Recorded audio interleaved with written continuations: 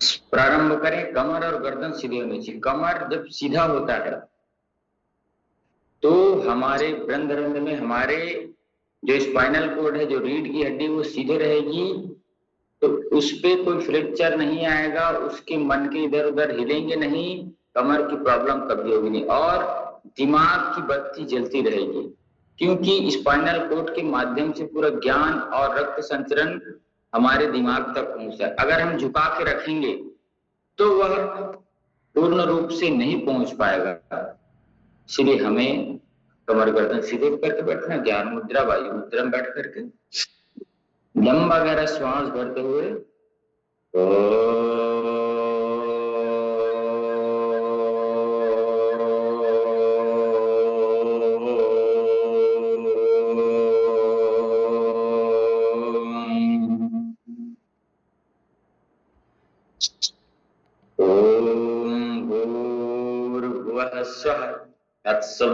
तत्सवितुर्वरेण्यं भर्गो देवस्य धीमहि धियो यो नः प्रचोदयात्। ओम त्र्यंबकं यजामहे सुगंधिं पुष्टिवर्धनम् उर्वारुकमिव बन्धनात् मृत्योर्मुक्षीयमामृतात्। ओम सहनाववतु सहनौ भुनक्तु सह वीर्यं करवावहै तेजस्विनावधीतमस्तु मा विद्विषावहै। ओम शांति शांति शांति। धीरे से दोनों हाथ को करने हैं। वात पित्त और कफ तीन प्रकार की प्रकृति होती है, और उसके बाद भी कई जने की प्रकृति वात पित्त, कफवात, पित्तवात ऐसे मिलकर के किसी की वात और पित्त, किसी का कफ और वात, किसी का कफ और पित्त, किसी का वात और कफ, ऐसे दो दो से मिलकर के विकृत भी हो जाता है। जब ये समान मात्रा में नहीं रहता, वात पित्त कफ समान मात्रा में रहे तो ठीक है, कोई कुछ बढ़ जाता है या कुछ घट जाता है तो समस्याएं होती हैं। सबको संतुलित रखने के लिए प्राणायाम बहुत जरूरी है, योगाभ्यास और उचित खान पान, और अपने जो दिनचर्या है, जो वात पित्त कफ तीन दोष है, उसके हिसाब से भोजन करना। इसीलिए बोलता हूँ, जो पचे नहीं वो खाना नहीं, जहां आदर नहीं वहां जाना नहीं, चीज का ध्यान रख देना। चलिएगा, खड़े होकर के ताड़ासन, क्रिया ताड़ासन, शरीर की सुस्ती को दूर करने के लिए अपन कर लेते हैं आराम से। बगैर कोशिश करें, बगैर धरती माता को खड़े हो जाएं, और ताड़ासन, जिससे शरीर की सुस्ती दूर होगी, एक खिंचाव आएगा शरीर पे, बैलेंस बनेगा। ऐसे पकड़ करके हथेलियां क्रॉस करके सर के ऊपर श्वास भरते हुए ऐसे खींच देंगे, खींच करके तान करके रखेंगे। जितना हो सकता है खींच के तान के रखेंगे।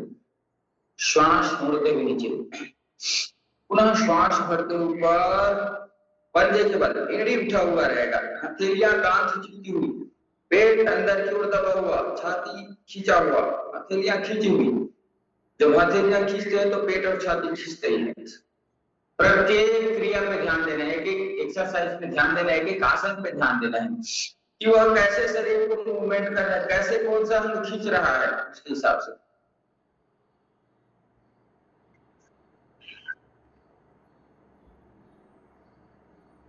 श्वास भरते हुए ऊपर, श्वास भरते हुए दोनों पैर श्वास भरते हुए ऊपर, श्वास छोड़ते दाहिनी ओर झुकेंगे, कमर से झुकना है, पेट से श्वास सही बात। श्वास भरते हुए श्वास छोड़ते दाहिनी, श्वास भरते श्वास छोड़ते हुए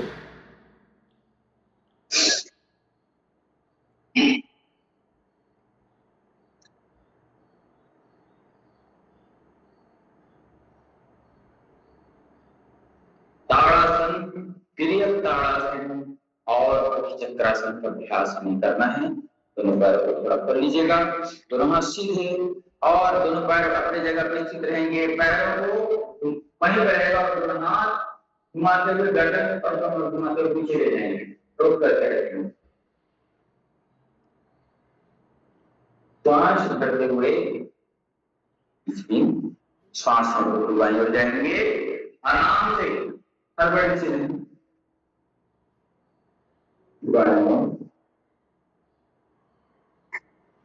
इधर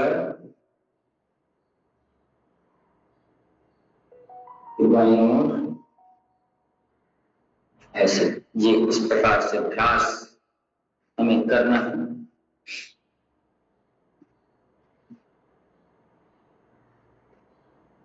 आराम आराम से ऐसे अभ्यासों को करना है। चलिए कुछ एक्सरसाइज का अभ्यास जो करते हैं कर लेते हैं। सिर्फ पूरा शरीर ऊपर और नीचे वाला। 1 2 3 4 5 6 7 8 9 10 11 12 13 14 15 16 17 18 19 20 21 22 23 24 25 26 27 28 29 30 31 32 33 34 35 36 37 38 39 40 40 42 43 44 45 46 47 48 49 50 51 52 53 54 55 56। अब फिर इसी दोनों पर उठल करेंगे ऐसे। जवान ऊपर जाएगा उसको देखना है। हथेलियां पूरी जमीन को छूने का अभ्यास करें, जिसे जितना हो सके पैर के अंगूठे को छुए। जिसको ज्यादा कमर में दर्द है वो आगे ना झुके, ज्यादा कमर में दर्द है आगे झुकने वाला अभ्यास ना करें। हाथ में हाथ रखिए तो ज्यादा पीछे झुकने वाला अभ्यास ना करें। चलिए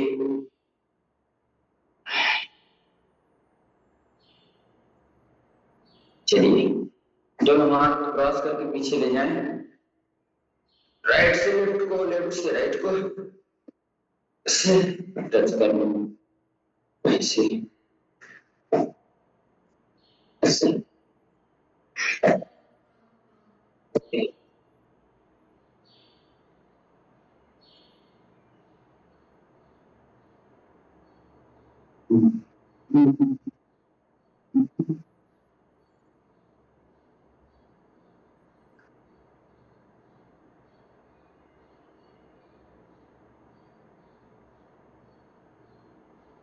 पैर छू करके और पैर सीधे रखते हुए एक पैर रखना, अगर ताली में जाना है पैर को उठाना है।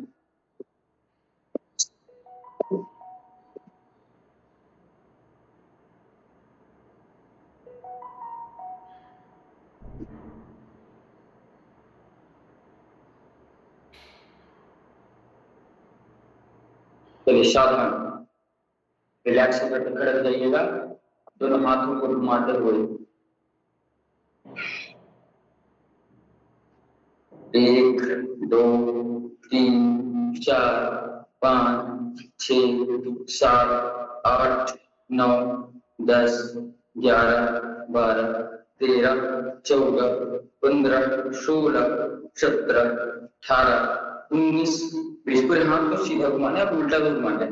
20 19 18 17 16 15 14 13 12 11 10 9 8 7 6 5 4 3 2 1। आगे पीछे ताली, दोनों तरफ ताली बजने की वजह से दोनों तरफ की आवाज सुन लीजिए, तभी कंधे मजबूत रहेंगे। कंधे कभी धोखा नहीं देगा, कंधे में खिंचाव नहीं आएगा।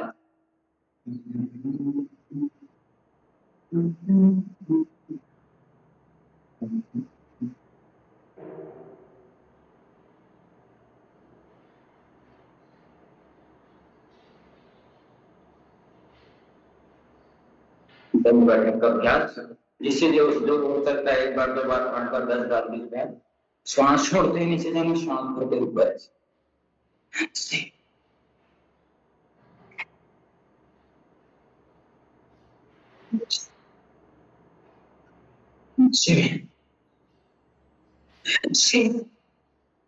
जिससे जितना बन पाए उतना जरूर करना चाहिए।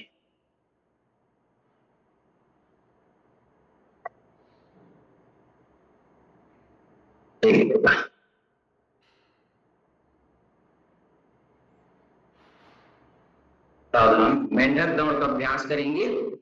पीछे जाएंगे, ऐसे बैठेंगे, दोनों हाथ सर के पीछे, पंजे के बल खड़े हुए कूदते हुए आगे बढ़ना है।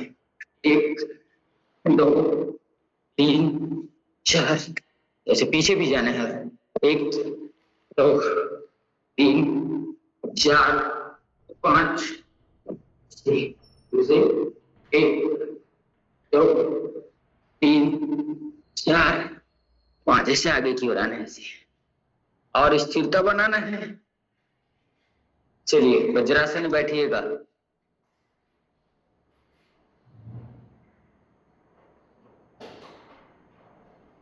थोड़ा आगे झुक करके माथा आगे लगाते हैं, जिससे मस्तिष्क शांत रहेगा, क्रोध गुस्सा तनाव सब दूर होगा, डिप्रेशन की बीमारी दूर होगी। लेकिन जिनको ज्यादा कमर में समस्या, आगे झुकने की समस्या है, उन्हें इसका ध्यान रखें। वज्रासन बैठ के श्वास भरते हुए ऊपर, श्वास नीचे, मस्तक भी नीचे रुके रहे। आराम आराम से जब जब रोज घर पर आने बाड़े रसुल अलग भगवानी, तब तब प्रभु तेरे हरे दयाल आराम से रुके रहे।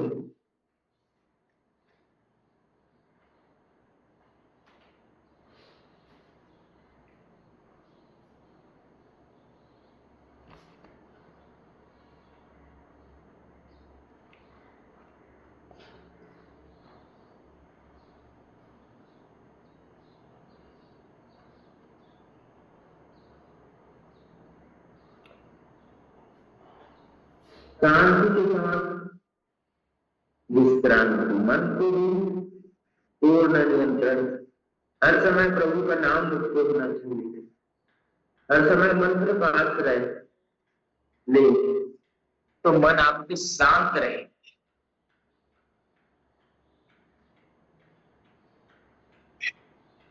आगे झुके तो थोड़ा पीछे झुकने वाला अभ्यास, यथासंभव जितना हो सकता है पीछे झुक जाए, यथासंभव, जबरदस्ती नहीं किसी भी आसन को।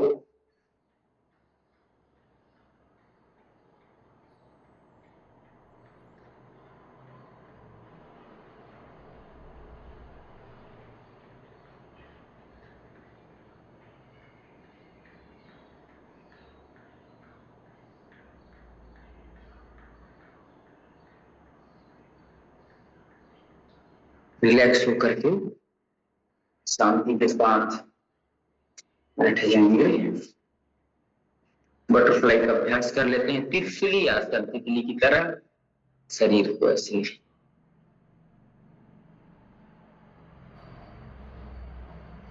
पैर को नीचे ढकेलने का अभ्यास। तितली आसन गर्भाशय संबंधी जितनी भी समस्याएं उसको दूर करता है।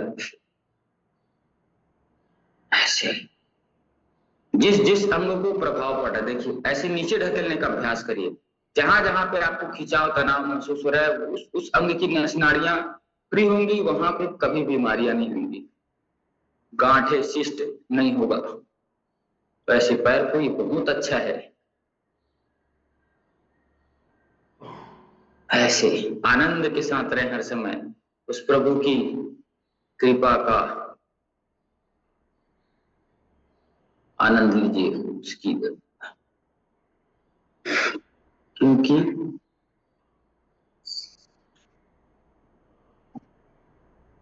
अच्छे से करना है। 5 10 20 बार कर देने से कुछ नहीं होगा, 2 मिनट 3 मिनट का अभ्यास।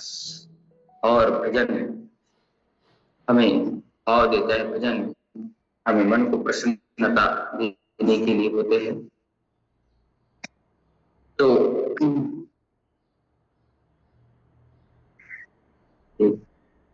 कर्पूर गौरम करुणावतारम संसार सारम भुजगेन्द्रहारम सदा वसंतम हृदयारविंदे भवं भवानी सहितं नमामि।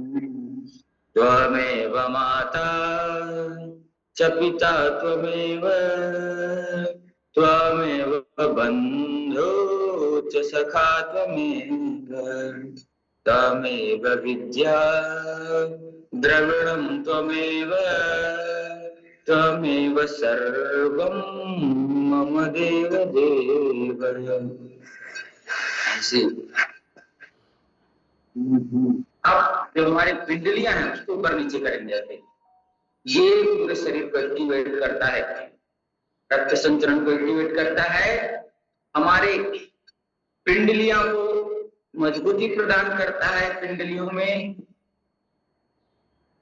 नया ऊर्जा नया एनर्जी प्रवाह होता है और हमारी आंतों की समस्या दूर होती है, आंतें नरम होती है। ये अभ्यास रोज करना चाहिए, अभ्यास से 200 से 300 बार तो रोज करना चाहिए, जिससे आंतें नरम होंगी और आंतें नरम होंगी तो पाचन तंत्र अच्छे से होगा, कब्ज की समस्या कभी रहेगी नहीं, कब्ज मिटेगा और शरीर अच्छा रहेगा, पाचन तंत्र ठीक रहेगा। क्योंकि जिसका पेट खराब रहता है उसका दिमाग खराब रहता है, और जिसका दिमाग ज्यादा खराब रहते रहता है, चिंता तनाव लगातार करते रहता है, उसका पेट भी खराब हो जाता है, कुछ भी हो सकता है। फिर चिंता तनाव लगातार करेगा व्यक्ति तो पेट की समस्या हो जाएगी, अल्सर हो जाएगा, बहुत सारी बीमारियां हो जाती। चिंता सारी बीमारी का कारण है। चिंता चिता समान है, तो चिंता को दूर करके रखें, अपनी प्रभु पे पूर्ण आश्रय लेकर के, तेरी कृपा का भरोसा करेंगे। जिसको आप मानते हैं तेरी कृपा का भरोसा को बरकरार रखें। आगे पीछे करिए, ताकत के साथ तानना है, इसमें कोई कंजूसी नहीं, ताकत के साथ आगे तानिए और एक पैर की ताकत के साथ अपने साथ खींचिए, ऐसे अपनी मदद से। यस,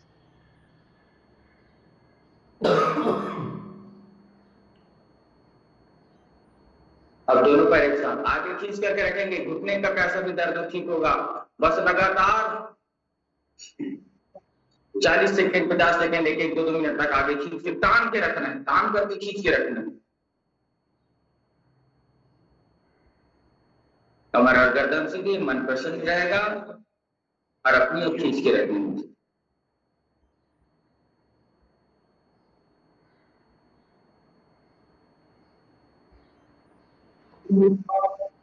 फिर आगे खींच करके काम करते रहते हैं।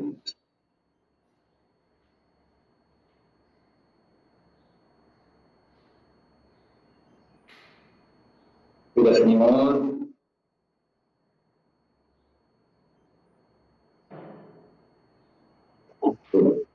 छोटे छोटे अभ्यास।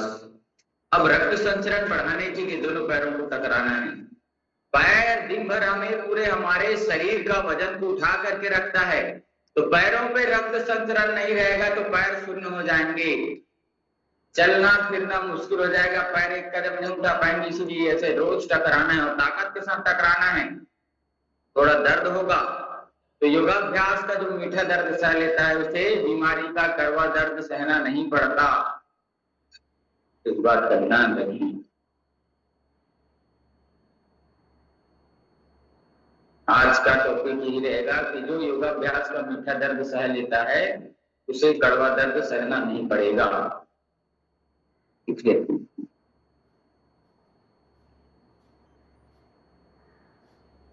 तो अभी जो बात थोड़ा उसको ध्यान रखेंगे, हल्का योगाभ्यास के मीठे दर्द को सहने वाले को कड़वा दर्द कभी नहीं होता बीमारी को।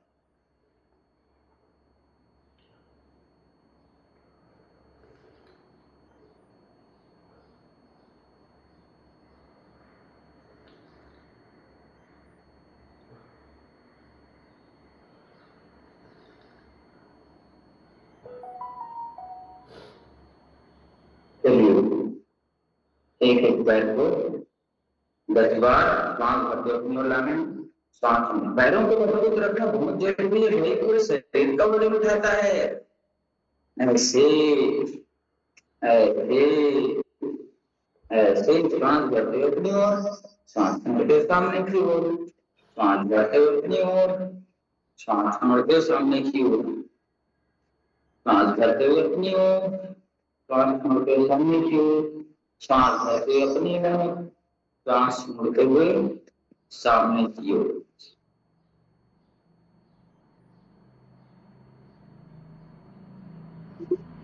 प्राणायाम जरूर करना चाहिए।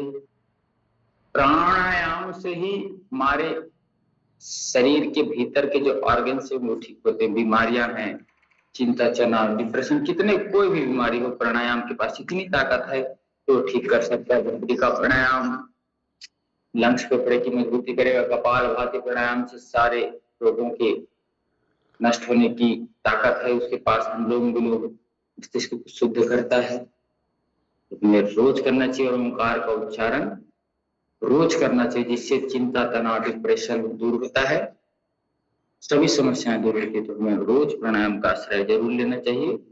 अनुलोम विलोम प्राणायाम के लिए बाईं नासिका से जब हम सांस लेते हैं उसको 1-2 सेकंड रोकते हैं, फिर दाहिने से छोड़ देते हैं, फिर दाहिना से लेते हैं और दाहिने को बंद करके बाएं से छोड़ देते हैं, फिर जिधर से छोड़े उधर से लेना। ऐसे निरंतर कम से कम 5 मिनट करेंगे तब आपका फायदा होना चालू होगा। अन्यथा 2-4 बार करके ऐसे छोड़ दिए। मैं तो अनुलोम विलोम की 2-4 बार, कपालभाति 20-30 बार। मैं तो कपालभाति करती हूँ रोज, कितने साल से कर रही हूँ, 30 साल से। फायदा तो कुछ नहीं। अरे भैया, समय के साथ करोगे, विधि के साथ करोगे, एकाग्रता और निरंतरता के साथ करोगे, आपको फल जरूर मिलेगा, अन्यथा कुछ नहीं हो सकता। तो चलिए, ज्ञान की बात है, क्या जरूरी है, क्या सही है, क्या गलत है, उसको जानना जरूरी है। चलिए, ज्ञान की बातें, और हमें क्या स्वास्थ्य में ठीक रखना चाहिए, क्या ठीक नहीं रखना चाहिए, इसके लिए चंद्रकांत सर हमें बताएंगे। ज्ञान की बातें, स्वास्थ्य संबंधी बातें होती तो सभी को ध्यान पूर्वक प्राणायाम करते हुए सुन सकते हैं। या लिखना है अच्छी बातें तो लिख लेना चाहिए। तो आइए चंद्रकांत जी।